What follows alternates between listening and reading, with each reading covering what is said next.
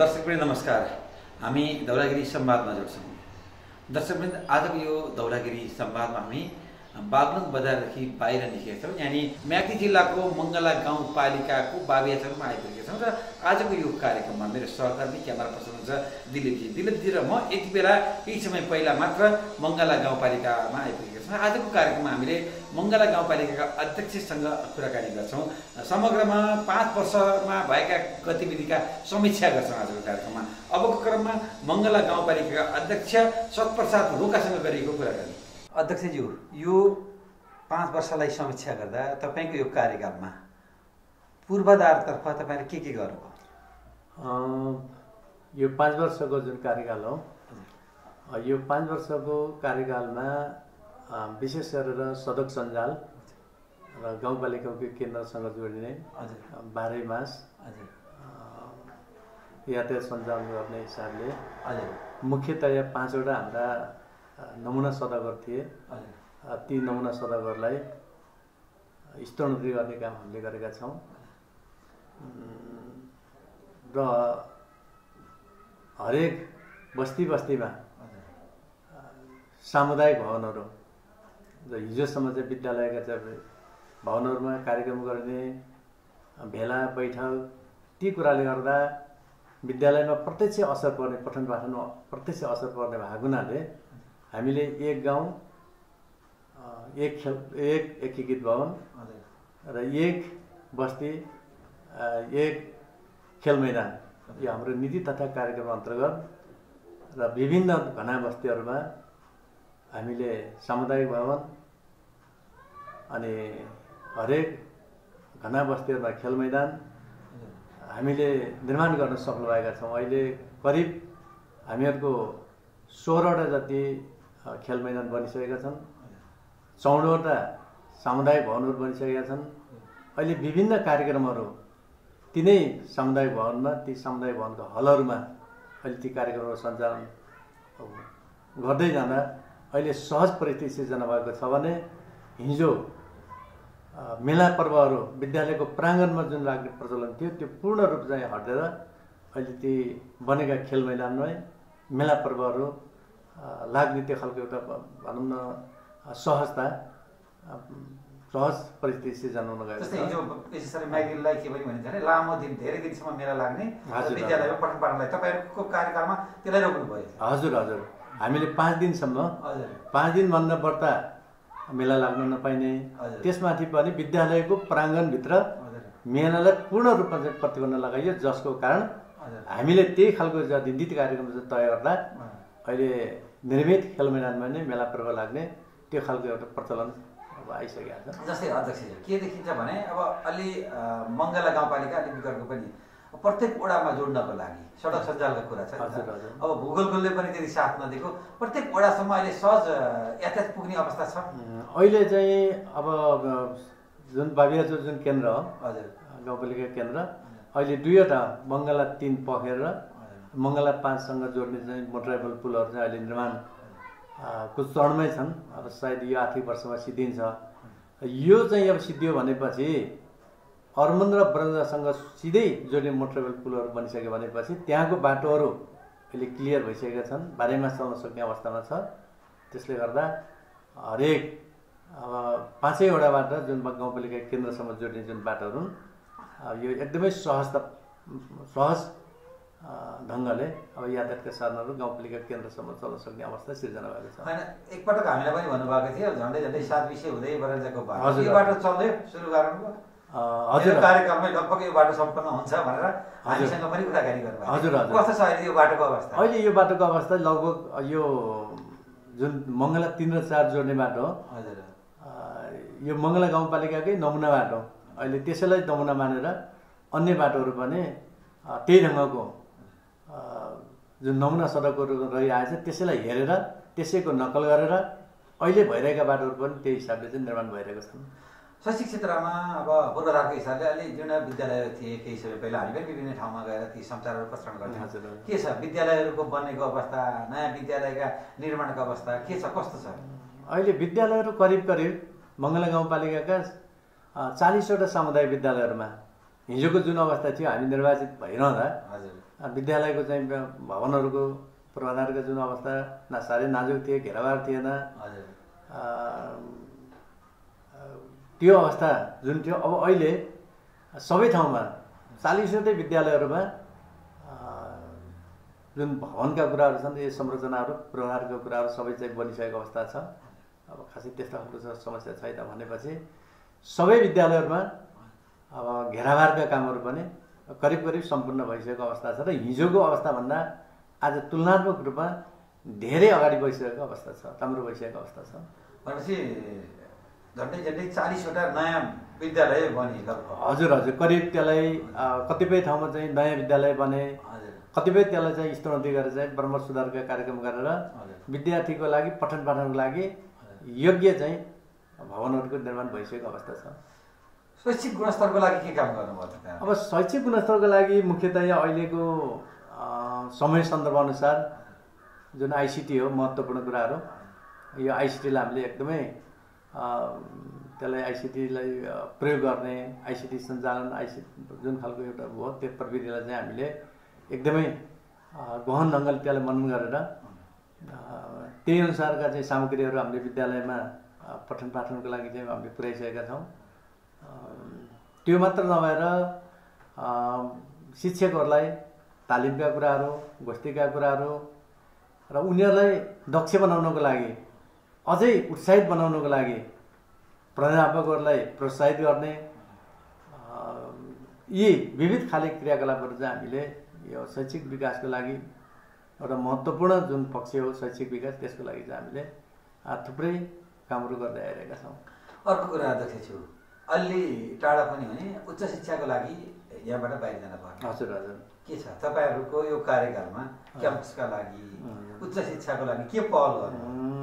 अब यहाँ विशेष गरेर चाहिँ अब विपन्न वर्गहरू, महिलाहरू अब उच्च शिक्षा अध्ययन गर्नको लागि जान सक्ने अवस्था थिएन र यस कुरालाई मध्यनजर गर्दै जुन मङ्गला शिक्षा जुन क्याम्पस जो अस्तित्वको खतरा र क्याम्पस रहने नरहने जुन खालको अवस्था थियो, त्यो अवस्थालाई पार गर्दै अहिले मङ्गला शिक्षा क्याम्पसको जुन गति हो, स्थिति हो, त्यो स्थितिमा महत्त्वपूर्ण सुधार भएको छ।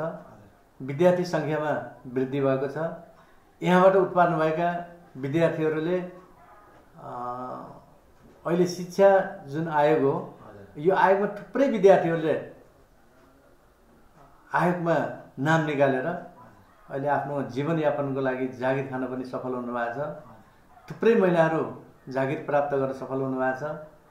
थुप्रै विपन्न वर्गहरू अहिले रोजगार प्राप्त गर्न सफल हुनुभएको छ र यसले भविष्यमा जुन मङ्गला शिक्षा क्याम्पसले अब यसलाई बहुविषयक क्याम्पस बनाएर अझै बढीभन्दा बढी विषयका कक्षाहरू सञ्चालन गरेर बढीभन्दा बढी जनताका, विपन्न वर्गका जनता, महिला लगायत सबैलाई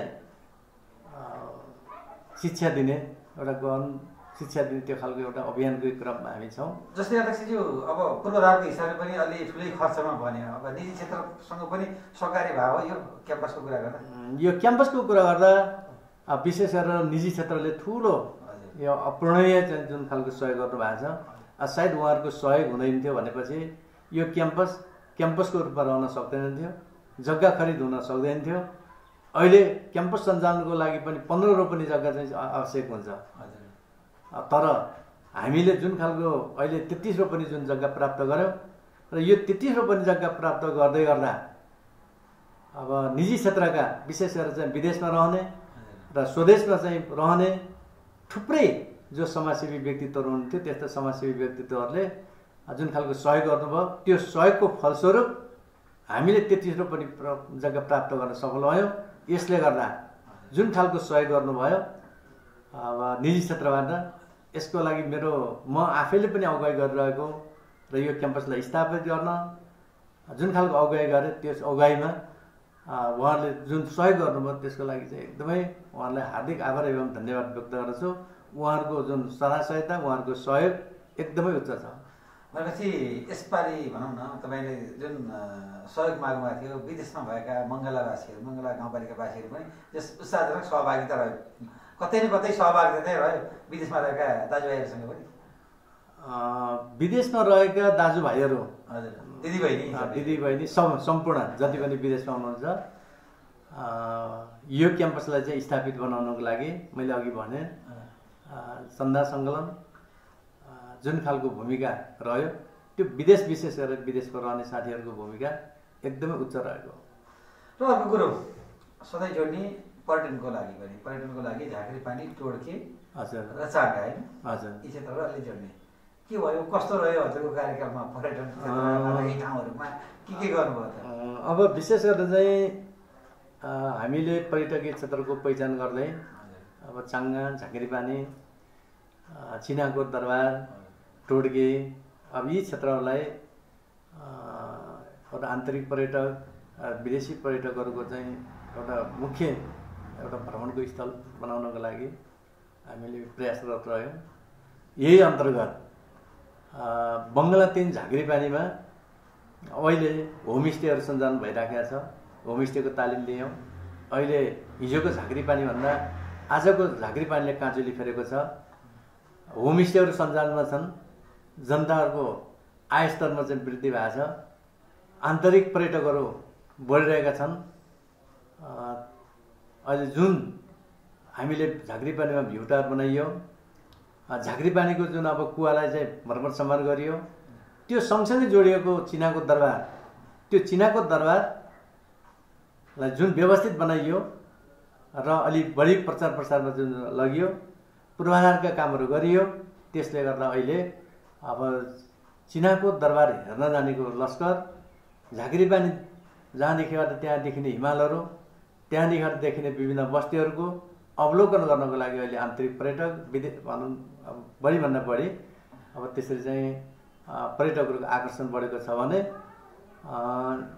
हामीले जुन चाङ्गा हो मङ्गला 5 पर्ने जुन चाङ्गा, यो चाङ्गालाई पनि अब विशेष ढङ्गले चाहिँ हेर्नुपर्छ भन्ने हिसाबले अहिले चाङ्गासम्म पुग्ने मोटर बाटो जो अलि पुग्नको कठिन थियो, त्यो चाङ्गासम्म पुग्ने मोटर बाटो हामीले अब जोडिसकेका छौँ भने अब टोड्के 3वटा स्थानीय तहको सङ्गम स्थल, रौगङ्गा गाउँपालिका, बिन्दी नगरपालिका र मङ्गला गाउँपालिकाको साथ सिमाना र तीनवटै गाउँपालिकाको 3वटै स्थानीय तहको अब सहयोगमा अहिले थुप्रै खालका पूर्वाधारका कामहरू भइरहेका छन्। हाई अल्टिच्युड ग्राउन्ड जुन सबैको सहयोग, सबैको चाहिँ सल्लाह सहायता, सबैको चाहिँ पारस्परिक मेलमिलापको आधारमा अहिले हाई अल्टिच्युड ग्राउन्डहरू चाहिँ अब बनिसकेको अवस्था छ। अब सबैको चाहिँ सल्लाह सहायताले गर्दा त्यहाँको अहिले विभिन्न अब पिकनिक स्पटहरूदेखि लिएर चाहिँ अन्य संरचना निर्माण भइरहेका छन् र टोड्के पनि एउटा पर्यटकीय गन्तव्य स्थल बन्न पुगेको छ। र अर्को पर्यटन सँगसँगै कृषि कुरा हजुरको क्षेत्र म्याग्दी नदीको छेउछाउमा जग्गा भनौँ जमिनहरू भएको खेत योग्य जमिन, अलि माथिल्लो ठाउँमा पशुपालनको लागि पनि राम्रो ठाउँ भएको हजुरको कार्यक्रममा समग्र फर्केर हेर्दा अध्यक्षज्यू कृषिमा के गर्नुभयो? अब कृषिमा मुख्य गरेर म्याग्दी जिल्लाको अन्न भण्डार भन्दा पनि हुन्छ मङ्गला गाउँपालिका, गौरिया धान उत्पादन हुने सबैलाई मनपर्ने त्यो धान, त्यसमाथि यो बिच बेल्टमा फलफुल खेतीको लागि चाहिँ उत्तम, माथिल्लो बेल्टमा आलु खेती, जडीबुटी खेती भन्ने प्रचुर त्यस्तो खालको सम्भावना भएको ठाउँ। त्यसले गर्दा हामीले विशेषतः विज्ञहरू जो कृषि विज्ञहरू हुन्छ उहाँहरूलाई चाहिँ ल्याएर विभिन्न स्थानको अध्ययन गऱ्यौँ, अवलोकन गर्न लगायौँ। उहाँहरूको जुन अध्ययन हो त्यो अध्ययनको आधारमा हामीले जुन क्षेत्रमा जुन जातका चाहिँ खेतीपाती हुनसक्छ त्यो कुरालाई प्रायोरिटी दिएर हामीले किसानहरूलाई त्यही ढङ्गले प्रेरित गरिरहेका छौँ। र विशेष गरी यो तल्लो बेल्टमा सिँचाइहरूको व्यवस्थापन, हिजोको जुन अवस्थाभन्दा आज सिँचाइ विभिन्न प्रदेश सरकार सँग समन्वय गर्दै स्थानीय सरकारको लगानी, प्रदेश सरकारको लगानीबाट हिजो अभाव भएका जुन कुलाहरू थिए, सिँचाइको जुन अभाव थियो, अहिले चाहिँ हामीले कर्मिक रूपमा त्यो समस्या समाधान गर्दै गइरहेका छौँ भने अब अहिले युग अनुसारको जुन प्रविधिहरू छ त्यो कृषिका प्रविधिहरू, मिनी टेलर लगायत अन्य प्रविधिहरूलाई चाहिँ किसानहरूलाई चाहिँ अनुदानमा उपलब्ध गराउने कामदेखि लिएर पशु विकासको लागि हामीले विभिन्न बाख्रा पकेट क्षेत्र घोषणा गर्दै नमुनाखोर बाख्राहरू चाहिँ नमुनाखोर बनाउने, बाख्राका खोरहरू बनाउने अनुदानका कार्यक्रमहरू हामीले ल्याइसकेका छौँ। करिब हामीहरूको विभिन्न मङ्गला गाउँपालिकाका 5 वटाका चाहिँ विभिन्न ठाउँहरूमा अहिले नमुना बाख्रा खोरहरू बनिरहेका छन्। किसानहरू उत्साहित हुनुहुन्छ। नस्ल सुधारको लागि बैर बोकाहरू वितरण, बैर पाठीहरू वितरण, अब यसले गर्दाखेरि चाहिँ अब किसानहरूकोमा उत्साह उमङ्ग चाहिँ अब सृजना भएको छ। र एकातिर फलफुल खेतीको लागि हामीले उत्साहित बनाएका छौँ। अब हामीले बैर बोकाहरू, नस्ल सुधारको लागि बैर बोकाहरू वितरण, बैर पाठीहरूको वितरण, उन्नत जातका राँगाहरू वितरण, ठुमाहरू वितरण, यी कुराले गर्दा जुन परम्परागत ढङ्गबाट जुन पालिएका थिए, अब अहिले आएर चाहिँ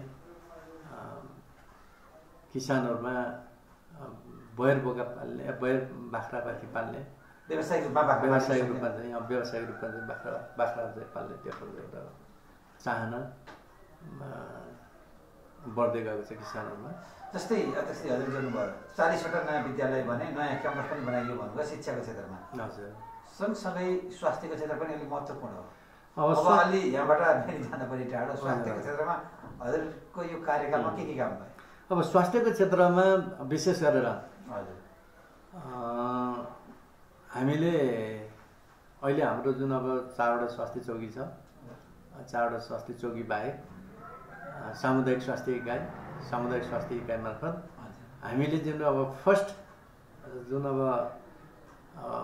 ट्रिटमेन्ट हो त्यो सेवा चाहिँ जनतालाई पुर्याएका छौँ। गर्भ जाँचका कुराहरूदेखि लिएर सामान्य जुन जनतालाई चाहिँ आधारभूत रूपमा दिनुपर्ने सेवाहरू हो, यी सेवाहरू चाहिँ हामीले दिएका छौँ। भनेपछि अब यसलाई स्तरोन्नति गर्दै र विशेष गरेर मङ्गला गाउँपालिका वडा नम्बर 5 मा भएको जुन स्वास्थ्य चौकी हो त्यसलाई प्राथमिक अस्पतालमा रूपान्तरण गर्नको लागि अहिले सङ्घीय सरकारको जुन सहयोगमा 10 शैय्याको अस्पताल निर्माण हुन गइरहेको छ।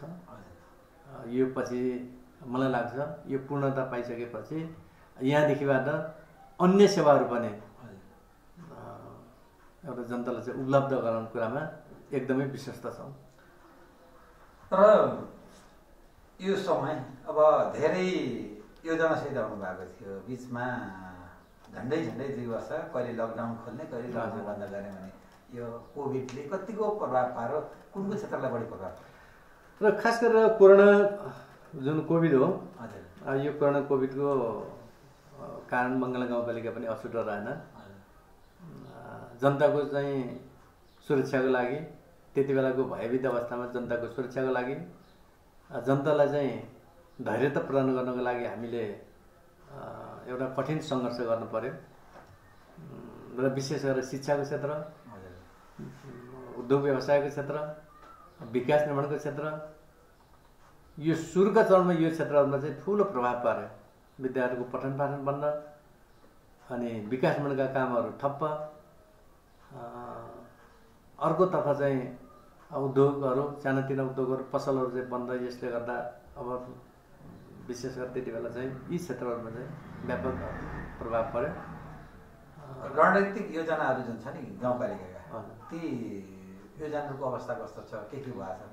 अब रणनीतिक जुन योजनाहरू हो, सङ्घीय सरकार र प्रदेश सरकारबाट प्राप्त बजेटहरू, मैले अघि भने एउटा कोरोना कोभिडको जुन अवस्था, जुन खालको एउटा भयावह स्थिति सिर्जना भएको थियो, त्यो अवस्थामा पनि हामीले त्यस्ता कामहरूलाई एकदमै सतर्कतापूर्वक यी योजनाहरूलाई कार्यान्वयनको पाटोमा जानुपर्छ भन्ने हिसाबले गर्दा, जस्तै राष्ट्रिय योजना आयोगबाट प्राप्त बजेटबाट जुन पोको 7 विषय सडक खण्ड, प्रदेश सरकारबाट विनियोजित समयपूरक अनुदानको टोटकी सडक खण्ड लगायत हाम्रा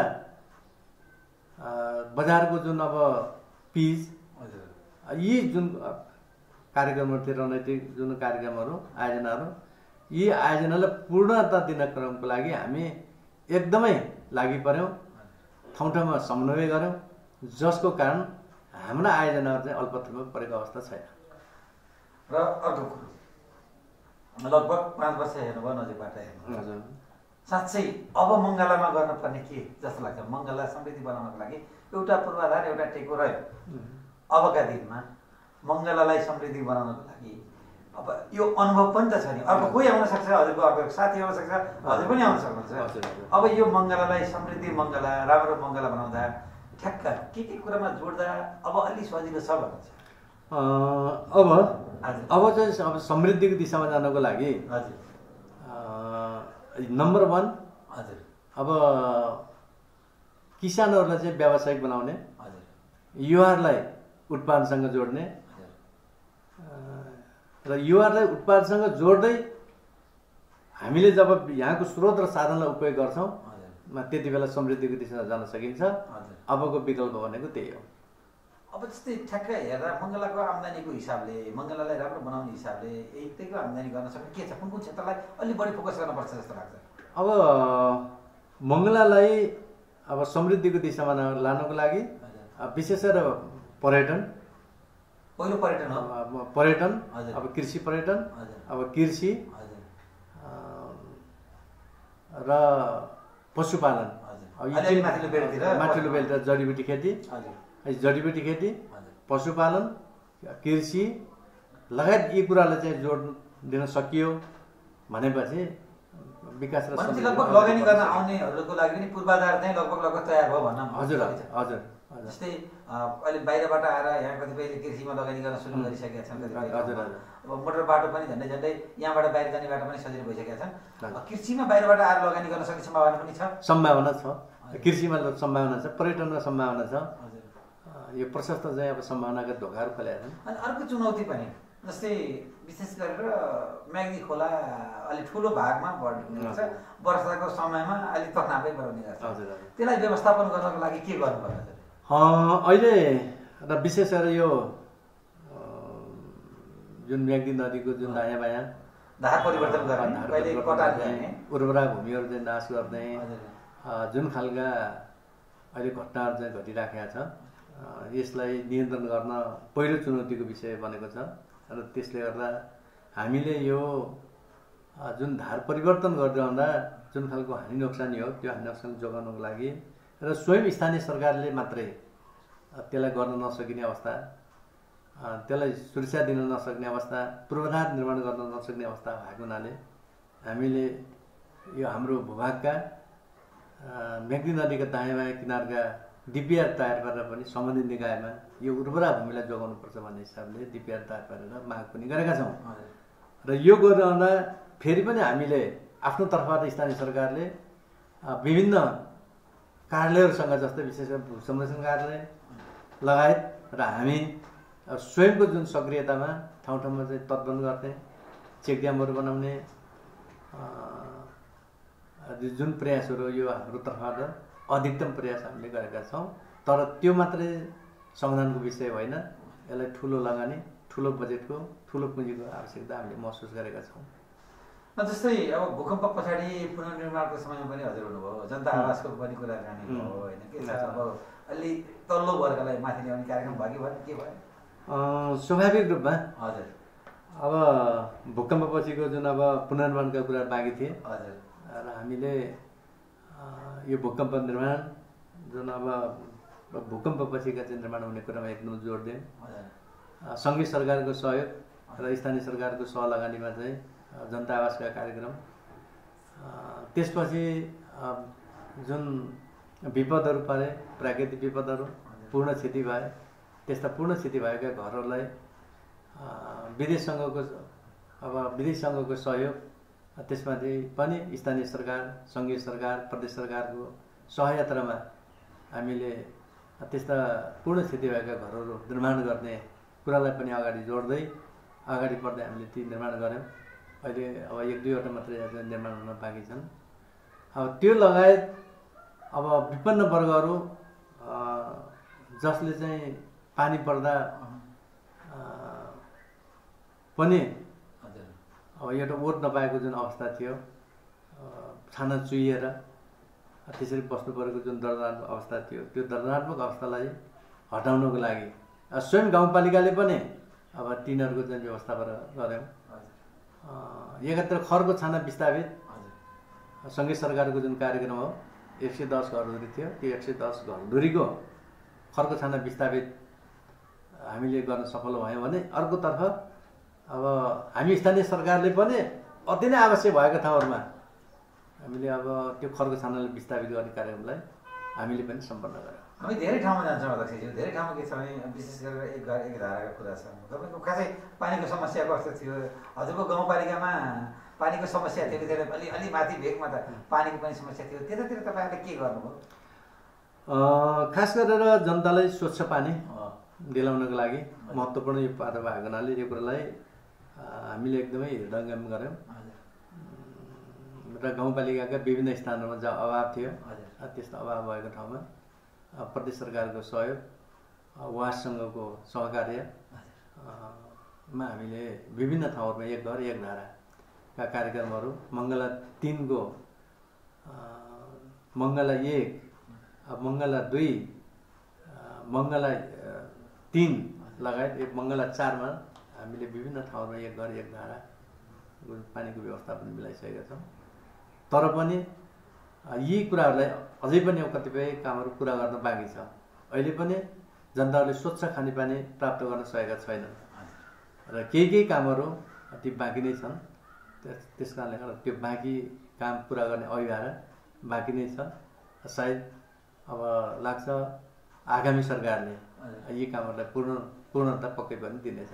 त्यो व्यवहारले गर्दा मैले आफूले काम गर्दै गर्दा छिटपुट र त्यस्ता खालको केही कुरा देखिए तापनि वास्तवमा विपक्षी दलका तर्फबाट असफल बनाउने प्रयासहरू त्यस्ता खालको भनौँ कुनै पनि खालको क्रियाकलाप अन्य दलबाट पनि सहयोग नै भयो। अन्त्यमा छौँ, के भन्नुहुन्छ? अब हजुरको झन्डै यो कार्यकालको अन्तिम समय पनि रहेको छ। के भन्नुहुन्छ हामीलाई हेरेर बस्ने दर्शकलाई, हजुरको मङ्गला गाउँ पालिकावासीलाई, म्याग्दीवासीलाई के भन्नु चाहन्थे? र मैले यो जुन 5 वर्षको कार्यकाल हो, यो 5 वर्षको कार्यकालमा समर्पित भावनाले यो जनताको चाहिँ पक्का सेवक भएर मैले काम गरेँ। थोरै जनशक्तिबाट पनि कार्य सम्पादन राम्रोसँग जनतालाई सेवा पुर्याउने कुरामा सेवा प्रवाह त्यही ढङ्गले गरियो। विभिन्न चुनौतीको बावजुद हामीले हाम्रो आन्तरिक राजस्वलाई अब वृद्धि गर्ने करिब रूपमा विभिन्न चुनौतीको बिचमा पनि आन्तरिक राजस्वलाई वृद्धि गर्ने काम गरियो। जनताका चाहिँ सुख दुःखमा अहोरात्र खटियो। चाहे कोरोनाको टाइममा पनि जनताका बिचमा जनताको सुरक्षाको लागि, जनतालाई धैर्यता दिनको लागि हरेकको बिचमा पुगियो। व्यवस्थापन त्यही हिसाबले गरियो। त्यसै गर्दै गर्दा व्यवस्थापनको पक्षमा गण्डकी प्रदेशको सबै स्थानीय तहहरूमध्ये टप 10 मा पर्न सफल भयौँ। म्याग्दीको उत्कृष्ट गाउँपालिका त्यति बेला पनि राम्रो व्यवस्थापन भनेर घोषणा भयो। र जुन हामीले भए गरेका जुन कामहरू हो, जुन कार्य सम्पादन गऱ्यौँ विभिन्न क्षेत्रमा, र यो सबै कार्य सम्पादन गर्दै गर्दा नेपाल जुन राष्ट्रिय प्राकृतिक जुन स्रोत तथा वित्त विभागबाट हामीले गरेका क्रियाकलाप, हामीले गरेको कामको आधारमा म्याग्दी जिल्लाको उत्कृष्ट गाउँपालिका भनेर जुन घोषणा गर्यो, यसले गर्दा हामीले हाम्रो कार्यकालमा समर्पित भावनाले जनताको पक्षमा राम्रो काम गरेका छौँ। होला कहीँ कतै नराम्रा काम पनि काम गर्ने क्रममा घोडा चढ्ने लोड छ भने जस्तै अन्जानमा चाहिँ हामीले नराम्रा कामहरू पनि भयो होला त्यो आफ्नो ठाउँमा छ।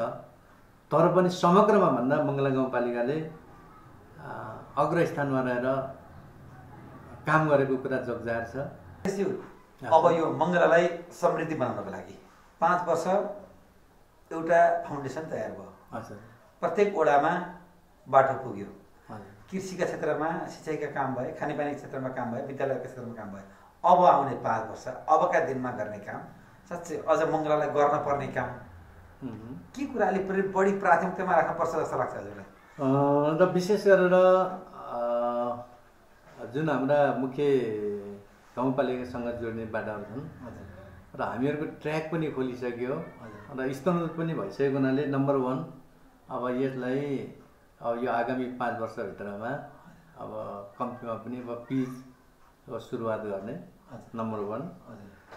नम्बर 2 अब हामीहरूको कृषि नै प्रमुख व्यवसाय भएको हुनाले व्यावसायिकतामा चाहिँ जोड दिने, युवाहरूलाई जोड्दै उत्पादनसँग जोड्दै युवाहरूलाई त्यो कुरामा प्रेरित गर्दै अब व्यावसायिक खेतीपाती प्रणाली, व्यावसायिक कृषि प्रणाली, व्यावसायिक पशु प्रणाली यो कुरामा जोड दिने। तेस्रो अब उत्पादन गरेर मात्र भएन, त्यसको चाहिँ बजार व्यवस्थापनको कुरामा गाउँपालिका पनि सहयात्री भएर बजार व्यवस्थापन गर्ने कुरामा अगाडि बढ्ने र स्वयं गाउँपालिका आफैले पुँजीको अभावको कारण चाहिँ सबै कुराहरू आफै गर्न नसक्ने भएको हुनाले अब निजी क्षेत्रहरूसँगको पनि सहकार्यमा कृषि, पर्यटन, पशु लगायत यी सबै विषयहरूमा निजी क्षेत्रसँग पनि सहकार्य गर्दै अब अगाडि बढ्दै गएको खण्डमा हामीहरूले समृद्धि त्यति बेला प्राप्त गर्न सकिन्छ। अब चौथो, अब शिक्षा प्रमुख विषय भएको हुनाले गुणस्तरीय शिक्षा, प्रतिस्पर्धाको लागि गुणस्तरीय शिक्षा महत्त्वपूर्ण विषय भएको हुनाले अब गुणस्तरीय शिक्षा प्रदान गर्नको लागि हर तरह ढङ्गले शिक्षाको क्षेत्रमा चाहिँ एकदमै सुधार ल्याउने, यी कुराहरू सँगसँगै अगाडि बढाएको खण्डमा समृद्धिको दिशामा जान सकिने प्रबल मङ्गला गाउँपालिका समृद्धिको दिशामा जाने प्रबल सम्भावना छ। यो बाहेक मैले गर्नुपर्ने काम एउटा प्रशासकीय भवन, हामीले नीति तथा कार्यक्रममा चिनो कार्यक्रम भनेर कसैको नाम राखिदिने, कसैको शालिग राखिदिने, त्यस्तै कार्यक्रम गर्दै गर्दा हामीले मङ्गला गाउँपालिकाको बाबियाचोर बजारकै मुटुमा करिब 4 पनि जग्गा निःशुल्क उपलब्ध प्राप्त गर्न सफल भएका छौँ। जहाँ अहिले भोलि आन्तरिक राजस्वमा वृद्धि हुने सम्भावना बोकेको हामीले मङ्गला म्युजियम,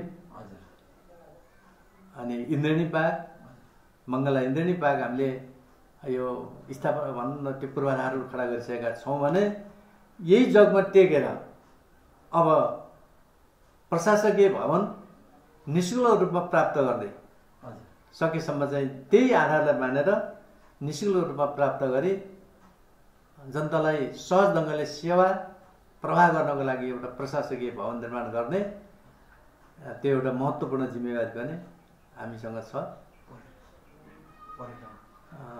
र अब अर्को कुरो, अब पर्यटन,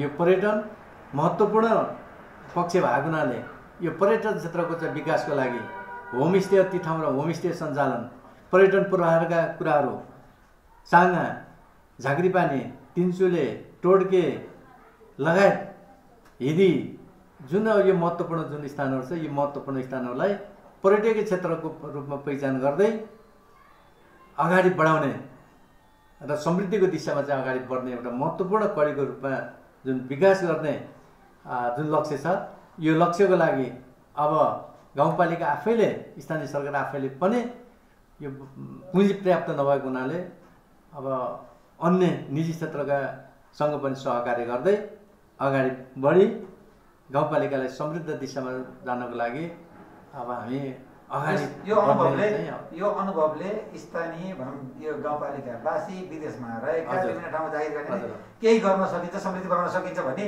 जुन ढुक्क हुनुहुन्छ। हजुर हजुर हजुर पक्कै सबै मिल्ने भने सबै मिल्ने भनेपछि सबै पक्ष, सबै क्षेत्र, सबै देश विदेश बस्ने दाजुभाइ जोसँग पुँजी छ ती सबैको सहकार्यमा यी हरेक क्षेत्रमा चाहिँ हामी सहकार्य गरेर अगाडि बढ्यौँ भनेपछि मङ्गला साँच्चीकै 89 वर्ग किलोमिटर रहेको मङ्गला साँच्चीकै म्याग्दी जिल्लाको एउटा निर्णायक, एउटा नमुना योग्य चाहिँ गाउँपालिका बनाउन सकिने कुरामा कुनै दुविधा चाहिँ छैन। हजुर दर्शकवृन्द, आजको कार्यक्रममा हामीले मङ्गला गाउँपालिकाका अध्यक्ष सतप्रसाद रोकासँग कुराकानी गरेका थियौँ। आजको कार्यक्रम अवधिभर हामीलाई हेरेर साथ दिने तपाईँहरूलाई, मलाई क्यामेरामा साथ दिने क्यामेरा पर्सन दिलीपलाई धन्यवाद दिँदै म कार्यक्रम प्रस्तुता प्रकाश पनि बिदा माग्छु। हवस् त, नमस्कार, शुभ सपना।